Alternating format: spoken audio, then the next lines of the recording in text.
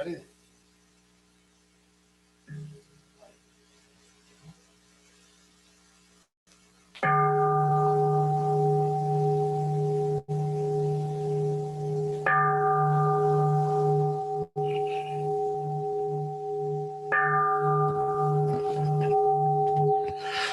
Om Mani Padme Om Om Mani Padme Om Om Mani Padme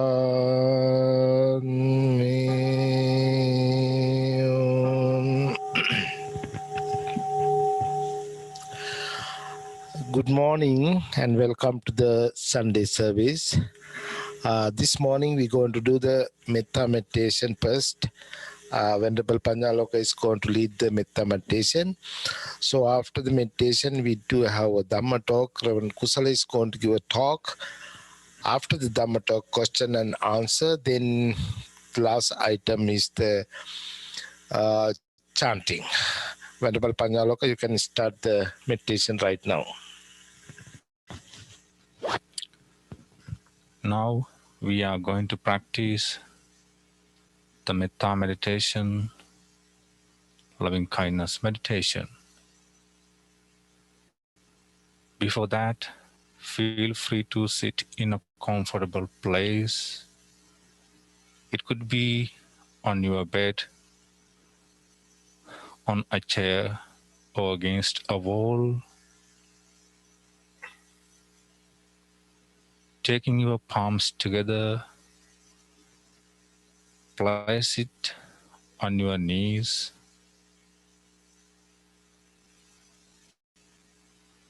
Relax your bodies.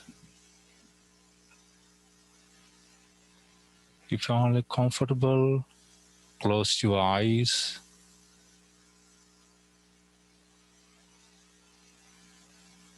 Breathe in and let it go. Breathing again and let it go.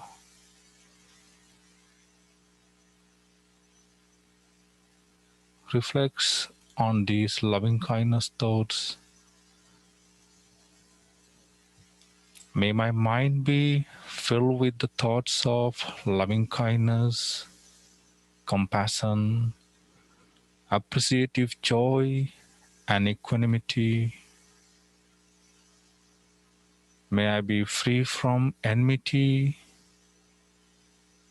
ill will. May I be generous, gentle, relaxed, happy and peaceful. May I be healthy. May my heart become soft. May my words be pleasing to others. May my actions be kind. May all that I see, hear, smell, taste, touch, and think help me to cultivate loving kindness, compassion, appreciative joy, and equanimity. May all these experiences help me to cultivate generosity and gentleness. May they help me to relax. May they inspire friendly behavior. May these experiences be a source of peace and happiness.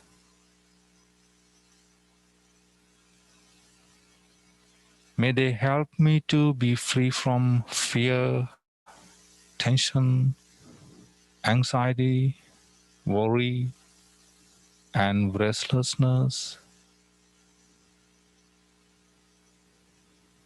May my parents, teachers, Dharma teachers, well-wishers, brothers and sisters, friends, and indifferent people and enemies also be free from enmity, ill will, and grudge. May they all be happy, healthy, and peaceful. May all those who have harmed us be free from greed, anger, aversion. May all those who have hurt us be free from hatred, jealousy, and fear. Let these thoughts of loving kindness embrace them, envelop them. May all beings in the universe be well, happy, and peaceful. May all those who are suffering from COVID be well, happy, and peaceful.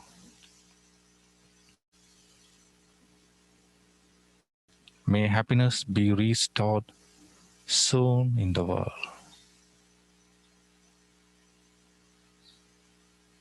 Taking a few moments, practice silent meditation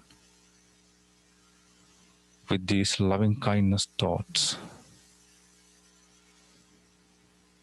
When you hear the bell, open your eyes and experience the bliss of this moment. Thank you. Much blessings to you.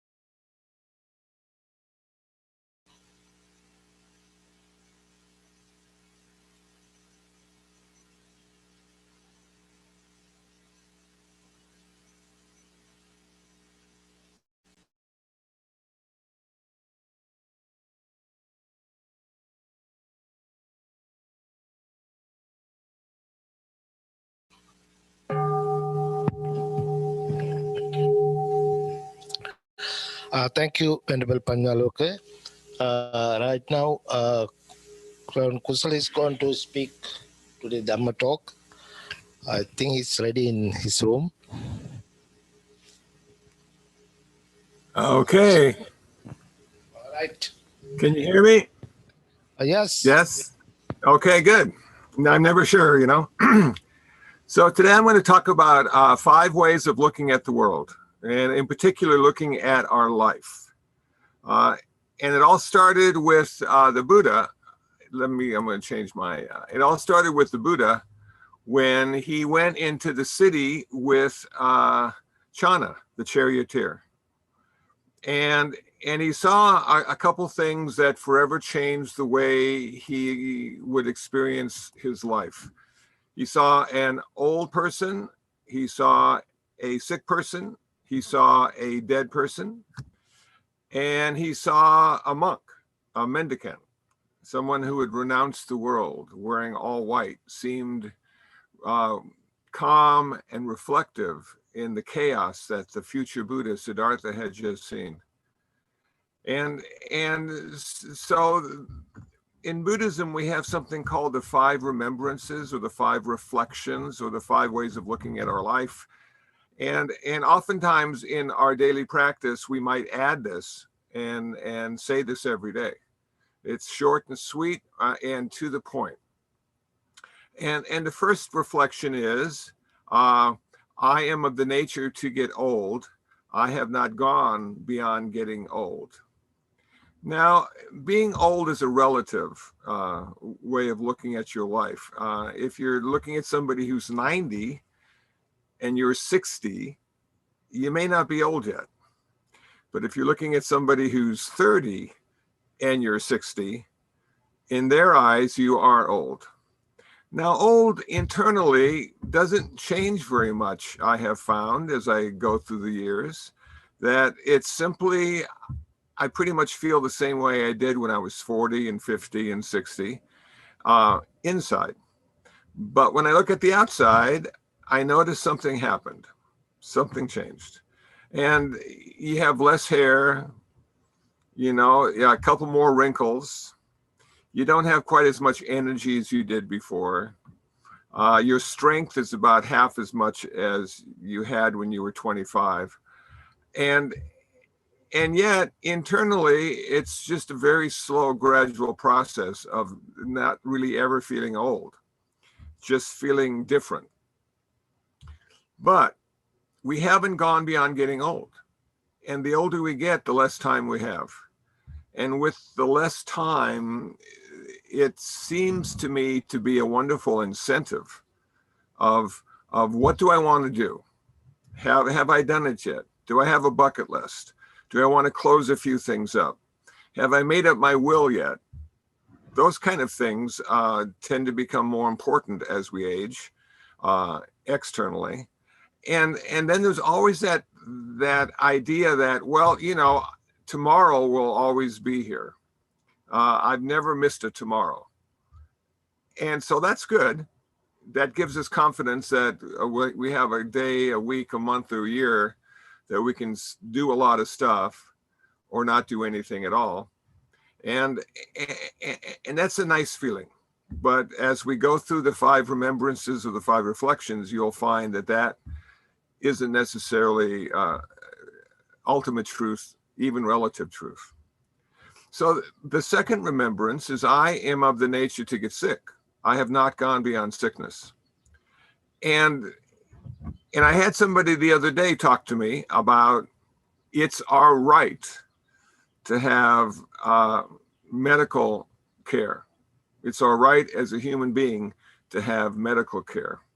Well, you know, I looked back and saw that for a really long time, we didn't have rights at all. We had duties.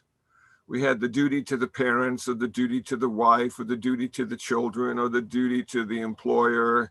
And the employer had duties to the employee. And it went on and on and on. But nowhere in there did I see, I have a right to do this, I have a right to do that. And we in America have sort of gone to the place where we have inalienable rights. that we have the right to be happy. Well, maybe. Depends what kind of happiness you're looking for, I suppose. But I much prefer, if somebody's talking about medical care, to say it is a necessity to have medical care because we have not gone beyond sickness. Even the Buddha said about his monks, they have the 4 requisites, and one of them is medicine. So long, long ago, the Buddha recognized the fact that we do get sick, and we always will get sick. And now we're in the middle of a pandemic, and there are a whole lot of people who are sick, and a whole lot of people who are dying. And it's an interesting way of looking at that reflection, that most of the time, we may not be sick at all. And if we do get sick, it may be the cold or a flu, and we take our vitamins and get a little rest and we're ready to go. But there are oftentimes sickness that takes our life or makes it really uncomfortable to live. And this is when the necessity of healthcare becomes really important. Now, we haven't gotten there yet as a country. There are some countries that have recognized the fact that healthcare is a necessity, even more than a right. And I think we're going in that direction. But being an old guy like myself, I have Medicare. And how wonderful is that, you know, to say, well, hey, I got Medicare and I can get vaccinated anytime I want, except there's not enough vaccine to vaccinate everybody. So somebody said the other day, when are you going to get vaccinated? And I said to them, well, when there's a vaccine that's available. So I look at the Kaiser Permanente website and they say, not yet, not yet. Take your vitamins, get some exercise. We can't vaccinate you yet. So even with the necessity of healthcare, even when you do have healthcare, sometimes it still isn't available because we got 7 billion people who need healthcare. That's an awful lot of folks. And to be honest with you, after watching the news day after day, week after week, and seeing the needle go into the arm, I don't know how many more needles I can take going into arms. It's just really, man. And then they stick that thing up your nose. How many times can we see that? You know, but it's a gentle reminder that when vaccine becomes available, we need to get vaccinated. And sometimes you just got to stick things up your nose to see if you're healthy or not. So, healthcare. I am the nature to get sick. I have not gone beyond sickness. Wow, man, bummer. Number 3 of the reflections. I am of the nature to die. I haven't gone beyond death. Well, isn't it interesting that oftentimes nirvana is looked at the deathless state, where there is a place we can go beyond death and birth, and that would be nirvana, which is unborn and undying. So we have that rather interesting concept in Buddhism that there really isn't any beginning and there really isn't any end. But you know what? At the relative level, everybody dies. In 100 years from now, of the 7 billion people that now exist and walk on this earth, only a very small percentage will still be alive. They'll all be in the ground or cremated or thrown in the ocean, and we'll have probably 10 billion taking their place, and maybe even more. So death is definitely a part of our life and important to reflect on.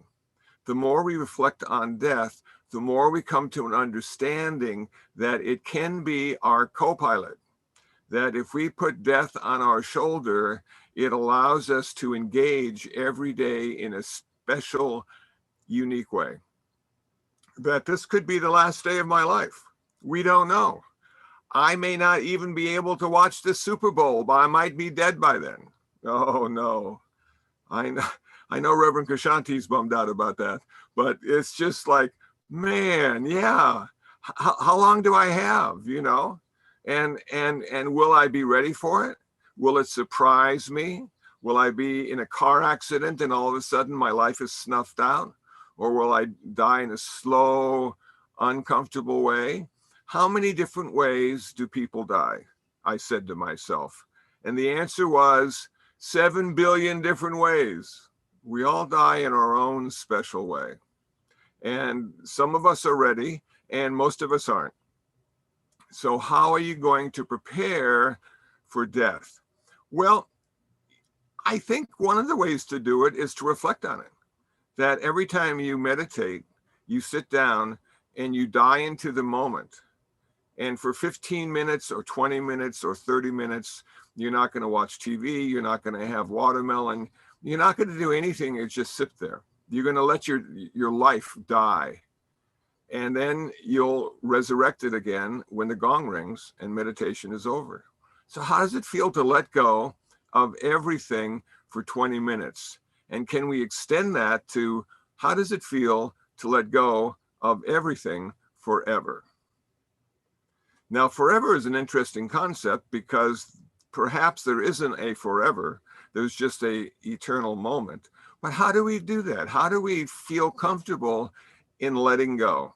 And the fourth reflection is a way of practicing. The fourth reflection is everything I love, cherish, and want to hold on to will be taken away from me. And the culprit is impermanence and change. So we got a taste of that in the first one. I'm of the nature to get old. So I'm of the nature to change every day, every moment of every day. Everything in my life is changing every moment of every day. When I get sick, my good health is changing into not so good health. When I die, my life is changing into death. When I'm attached to my car or my house or my golf clubs, when those get taken, stolen, or broken, I am a little bit bummed out because I thought that I owned them and I would have them for the rest of my life. So as I look around after 71 years of what I still have, I find that almost everything I had 30 years ago is gone. You know, it either broke or I can't find it or I wanted something better. And it continues to show me, if I'm watching carefully, that everything I'm really attached to will only cause me suffering, because ultimately it has to leave. Ultimately, it has to go away. And one of the saddest events is when you see a couple who's been married for 47 years and one of the partners dies. And you go, man, you know, and I'm sure when they got married, they weren't thinking, well, either you or I are going to die first. And I'm going to appreciate you while you're in my life, but ultimately I know you won't be. How do you get used to that idea? How do you get ready for that? And oftentimes, and I'm sure you've heard the story, that the wife dies and a week later the husband dies. They were so connected and so important to each other, and had created one out of two that they couldn't figure out how to exist when the other one was gone. So what are we to do as Buddhist meditators when it comes to letting go of stuff? Again, our meditation practice is a wonderful opportunity to practice letting go, to be in the moment, to be here now. And if the phone rings, don't answer it. If the hunger pains come, don't eat. If the knee hurts, try not to move it. It's only 20 minutes. It's only a half hour, but it really allows you to see how everything can come into your life and can go out of your life in just those 20 minutes. And as soon as we attach to something, as soon as we attach to a mind state that's pleasant, or as soon as we have aversion to a physical pain that causes us suffering, that aversion and that attachment causes us to suffer. And when we're too attached to anything, it ultimately will cease to exist in the way we are attached to it. And we're going to have to get used to that.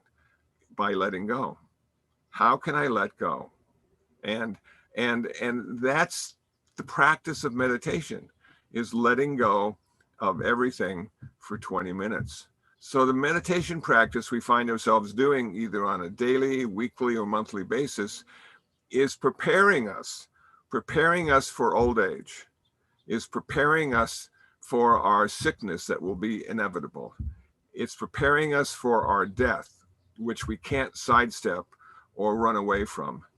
It's allowing us to see the nature of our life in a very realistic, relative way, that to be born is a gift, but that gift is always taken away sooner or later. And finally, the most important part of these 5 reflections is I am the owner of my karma.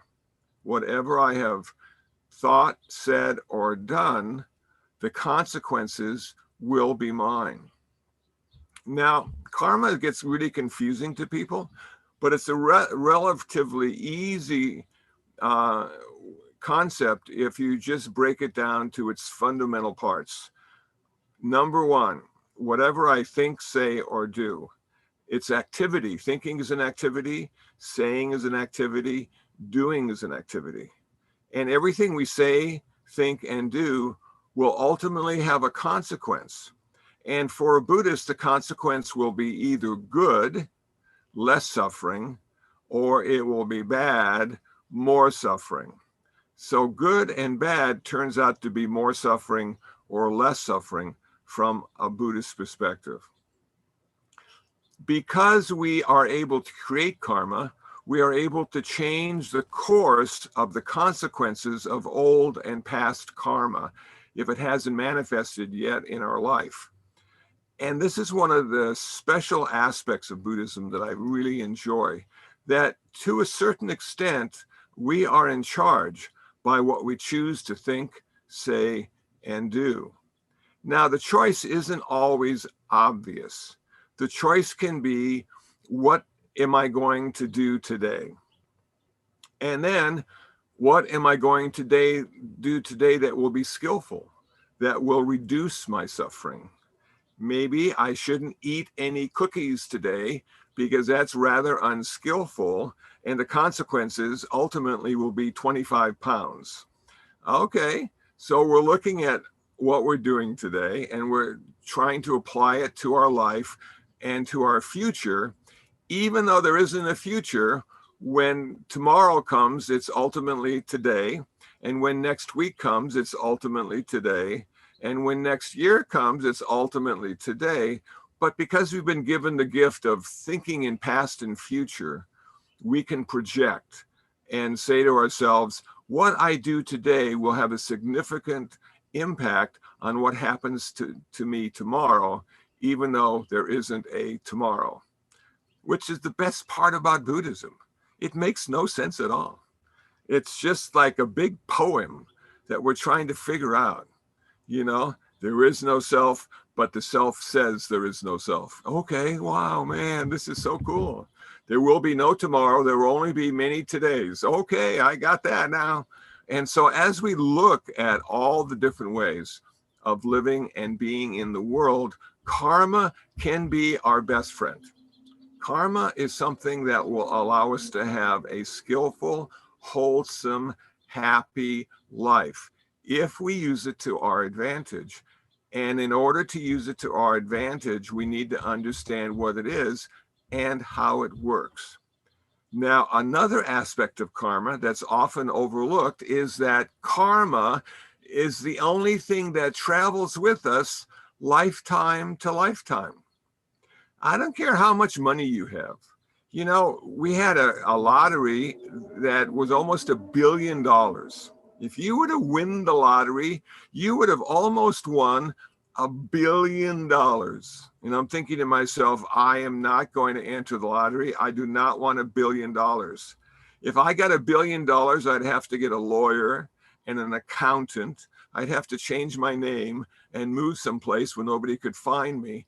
And then I'd be dead in a couple years, and all that money would be left behind, and everybody I knew and didn't know would be fighting over it. And please, I want to keep my life simple. Just give me $1. Don't give me $1 billion, because I don't want to be involved in having to hand out, get rid of, or get attached to all that money. So can we use our karma to understand that if I go into another lifetime, or should I say when I go into another lifetime, that'll be my friend, that's how I'm going to get started. Now, you've heard the story of somebody that's just has a wonderful beginning. They're born in Palos Verdes and their parents are successful and they've got a wonderful house and a dog and they get to look at the ocean. And like 30 years later, they're in prison because they were trying to get more money, or they killed somebody, or they did this, or they did that. So karma requires us to stay on top of it. We can't just relax into good karma, because it has the tendency not to be good if we don't continue to be skillful. So we need to be skillful our whole life. We never come to a point where I've been skillful enough and I'm just going to rest on my laurels. Everything will be fine because of all the stuff I've already done. Every day we have to do it.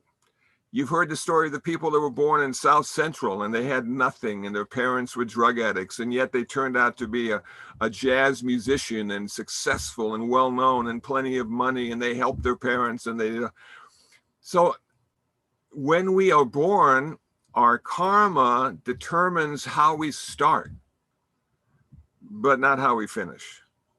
So we need to continue practicing meditation, reading the Dharma, practicing the 5 precepts, being kind, being generous, and all that will enable us to have a good rebirth.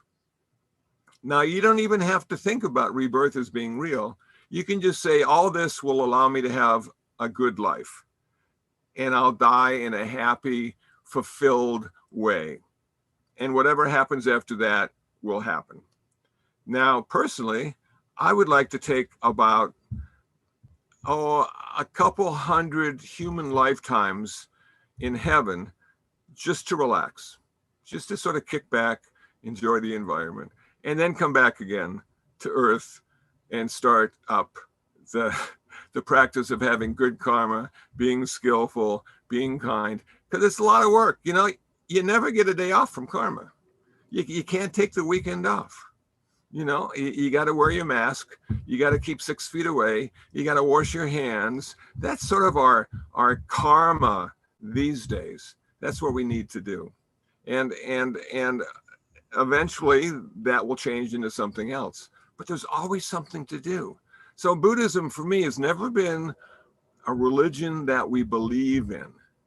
Buddhism is a religion that helps us do things, shows us how to do things skillfully.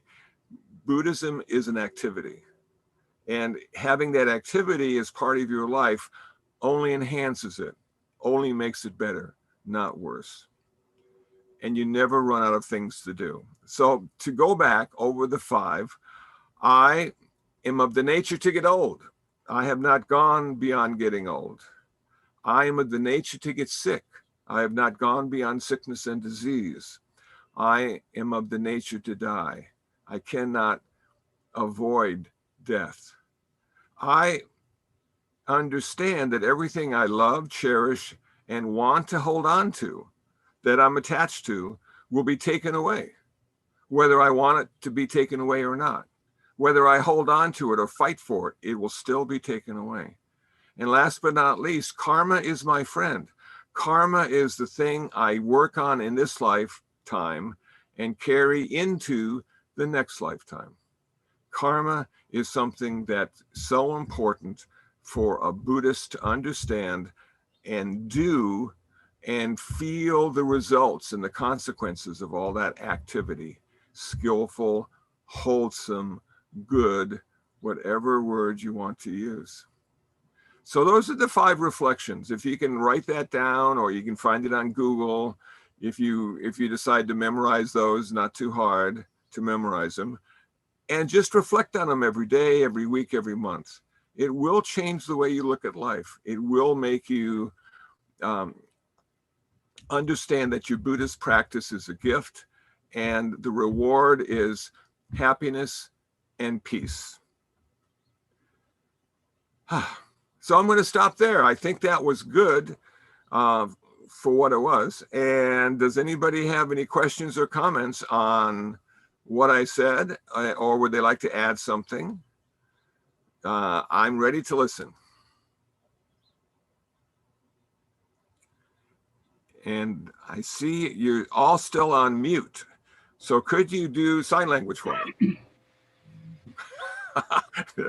Jeannie, good? That was very clear for me. Thanks, Jeannie. How is Hideki doing? Fine. Good.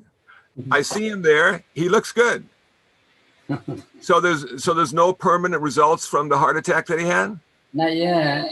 Good. Congratulations. Just turned 80 in January. Good to see you.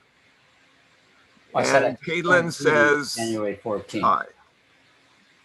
Oh, I don't know if you could hear us anymore, but I can. darn. Why? Okay, I see Jeannie's leaving. Okay. Jeannie's back now. I love those backdrops that you guys have, because you sort of fade in and fade out of the backdrops. Oh, we lost your voice when Hideki said he just turned 80. 80, January 14th. Can you hear us? I'm sorry, go ahead. Oh, I just wanted to add that I feel fine, and I just turned 80 on January 14th. Wow, congratulations. You look good. Thanks. You know, it's nice to know that we can get to be 80 and still function. Yeah. You know, that's nice. Good. Reverend Kshanti, do you have a question? No. Okay, I see you just went and mute again. Sylvan, you got a question? Oh, there he is. It was a great talk. Yes. Thank Yes. you. No questions. It was very clear. Very Very good. clear. You get old, sick, die, everything changes, and I'm responsible for everything I ever did. Yes, that's the downside. We are responsible for everything we've ever done or have encouraged other people to do. I'm going to plug in my earphones here and see if I can. There we go.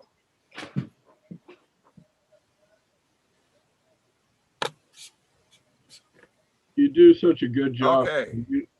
You do such a good job of communicating the Dharma in a Sort short of, period of time. Okay. In 10 minutes, you can deliver the essence of Buddhism better than anybody else I think I've ever heard. Mhm. Good. Okay. Thank you for your good work, and thank you for doing your best to decipher. Oh, it didn't work. Let me see. Even if you can't hear me. There we go. Others can. What was that again, Steve? No, thank you for being able to communicate the Dharma so succinctly and so well. Everybody appreciates that. Thank you. You're almost the ultimate of edutainment, you know. You combine education with entertainment, and you do it quite well. And it's very necessary to do that nowadays, to hold your audience. And I really appreciate how well you always do that. Well, thank you. There's nothing more exciting than making death entertaining. There you go. You know, You do that, you can't lose. you can't lose. Exactly. You know. So, That was a wonderful talk, Reverend Kusala. Thank you. oh, thank you, Shraddha. Thank you. And you know, you said you made death entertaining. What you did is you made us focus on life. Ah, I think by acknowledging death, you're focusing on life, and you're focusing on impermanence and what you're going to do today. So I think it's, in a way, you know, it's a joyous talk. It's bringing Yes. us into life. thank you. You know, I always think about these people that are really philosophical and knowledgeable, and go into all this stuff that I do not understand what they're talking about. And I'm thinking, you know, sometimes just the easiest way to explain something, or the simplest way to explain something, includes so many more people. Right. You know, you don't have to be a scholar. So I'm happy that nobody has to be a scholar to understand me. Good.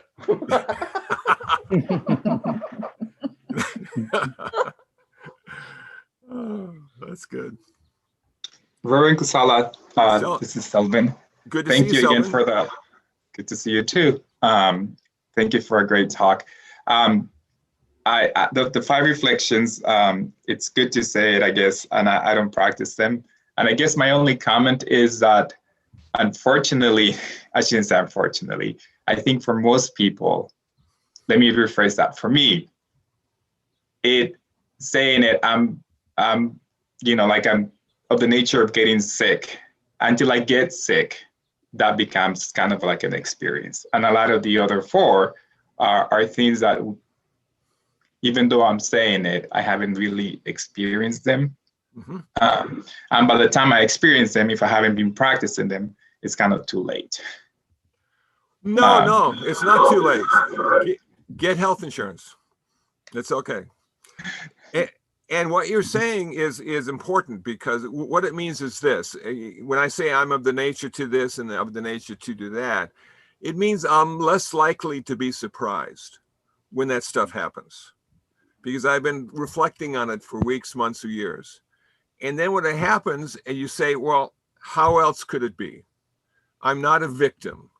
They didn't pull me out of the lineup and say, you're going to get sick and everybody else will be fine.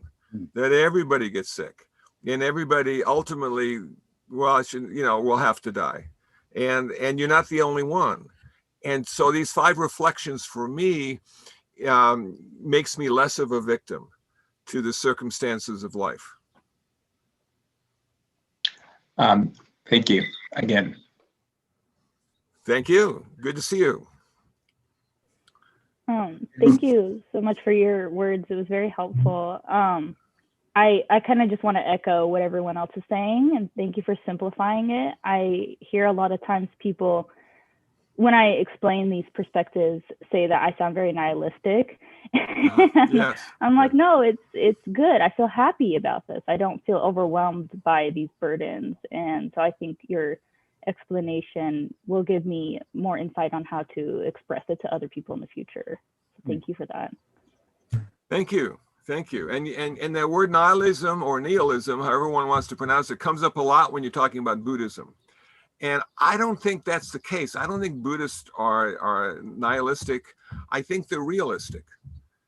That they're just saying what they understand to be true according to their practice and their philosophy and their own personal experience. So thanks for that. Good. Thank you, Reverend Kusala. You just reminded me, I guess I am of, I do accept that I am in the nature to get, to die. I'm one person that does have life insurance. Good. And the Kadampa Buddhists, they tell themselves, today I may die. The yellow hats, today yes. I may die. And you remind me of a story. Me and my wife loved going camping, and I had this Leatherman knife, and I lost it. And initially I was like, oh my God. And then I thought about it, and I thought of it in terms of that person had just found something. How cool is that? You know, that they were able to find a nice knife. I've had it for over 20 years, but it just changed hands as far as I was concerned. Mm-hmm. And thank you so much. I really thank you. Well, and that's a really good story, because what you did is you found a way to let go of the knife by being happy for the person that found it. Exactly. And that's perfect. That's perfect. That's good. So if you lose the 20, be happy for the person that finds it. That may be more difficult, you know? Once I was at a theater and I was in the bathroom and I was washing my hands and I put my keys in the soap dish. But attached to the keys, I had a Swiss Army knife. And I went into the movie, I forgot completely about it. But after the movie, I'm searching for my keys to drive home. I realized I didn't have them and I went back to the bathroom and my keys were still in the soap dish, but the Swiss Army knife had disappeared. And I was unhappy. Like you, I'd had that Army knife for a while and it was very handy. But I was so grateful that he left the keys. That was so considerate. And it was just so much more valuable than the Army knife. Yes, so for what you get. Yes, and you probably spent a lot of money to make them your teeth. They probably fit just perfectly and wouldn't fit anybody else quite the same. But now the knife, that could be used by anybody. So it is nice that they left the teeth, you know. I agree. Yeah. Gratefulness is a wonderful way of dealing with letting go. That we are grateful that we had the use of the knife for as long as we did. And then we let it go so somebody else could enjoy it.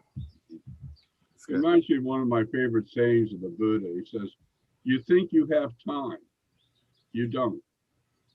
That's just so succinct and to the point. Yes. You don't have time. It's fleeting. So it is. Manage it well. And then the next question is, what the heck is time? You know. So that's good. That's good. Okay. Rick, it's good to see you today. Great to see you, Kusala. It's so rare. It's like I was so happy to be able to tune in and be reminded of the 5 remembrances. It's such a great way to start meditation and ground yourself in the principles. So I thank you for that. I'm very grateful. Thank you, Rick. It's good to see you. Okay. Okay, thank you, Reverend Kusala. This looks like a normal question. It's time also running. Thanks for everybody. We got chanting for page 4 and page 10. And the next Sunday, Subodha Stephen is going to give a Dhamma talk next Sunday. I believe it's 14. All right, thank you again for everybody. We're going to chanting the page 4 and page 10.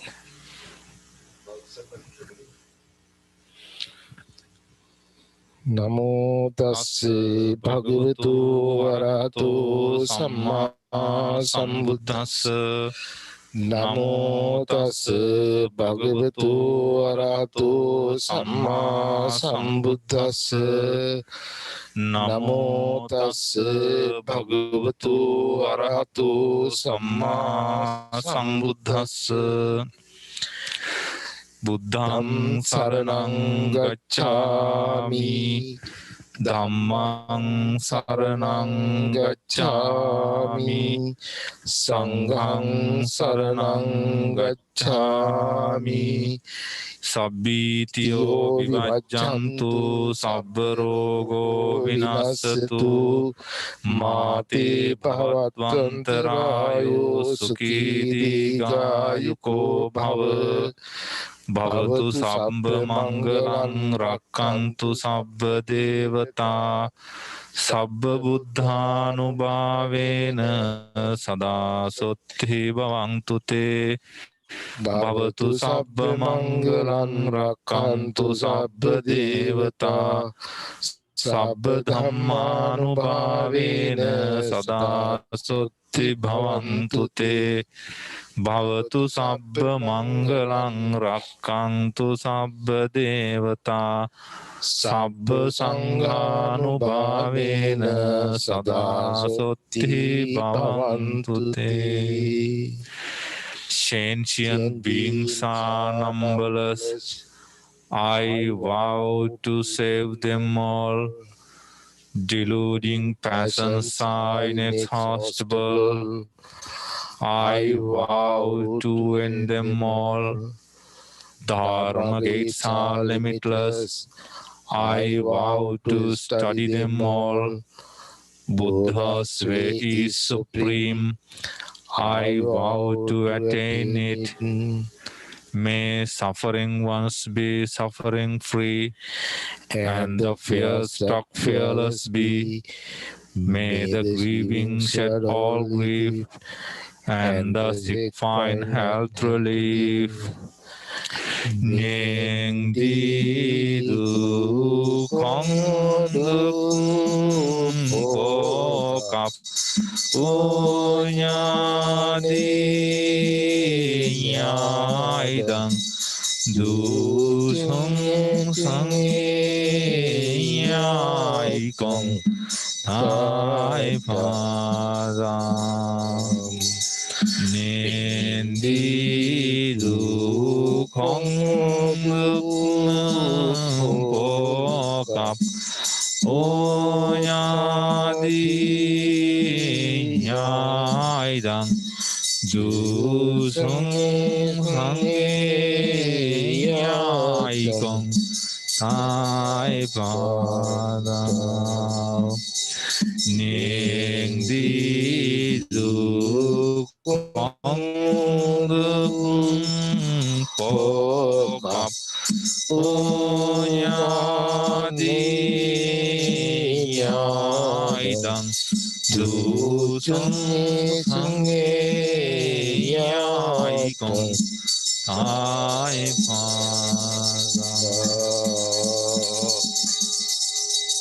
Mani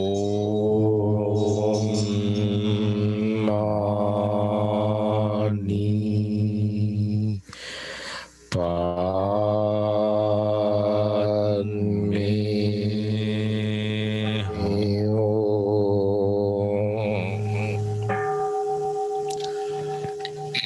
Thank you again. By the power of the Buddha, Dhamma and Sangha, you all be well and happy. Sadhu, sadhu, sadhu.